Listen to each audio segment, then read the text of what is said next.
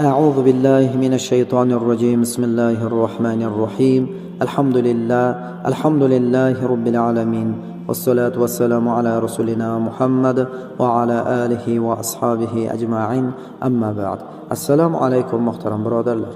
Bugun sizlarning e'tiboringizga boylik va baraka eshigini ochuvchi duoni havola qilamiz. Boylik va baraka eshigini ochuvchi Allohning o'zi. Ammo u sababiyat qonunlarini joriy qilib qo'ydi. Kimga bir yaxshilik berishni istasa, unga bir sababni ro'para qiladi. O'ziga duo qildiradi. Bu birinchi sabab bo'lsa, ortidan boshqa bir sababni ham keltirib, u orqali ato etadi. Osmondan yog'dirib, yerdan chiqarib qo'yishi ham mumkin. Ammo dunyo sinov bo'lgani bois sababiyat ustiga qurildi. Kimki faqir va qashshoqlikdan chiqishni istasa, eng avvalgi sababga qo'l urib, musabbibdan so'rash kerak. Qo'ydagi wird ana shunday birinchi sabablardan biridir.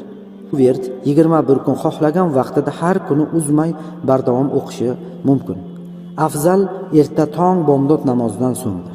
Har kuni yarimta xurmo bo'lsa-da sadaqa berish kerak. Sadaqa qiymati tayin qilinmagan. Avvalo 100 marta istig'for aytiladi va so'ngidan 100 marta ushbu duoni o'qiydi. La ilaha illalloh malikul haqqul mubin.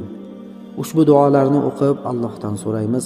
Alloh o'ta mag'firatli, duolarni qabul qiluvchi zotdir. Assalomu alaykum va rahmatullohi va barakatuh.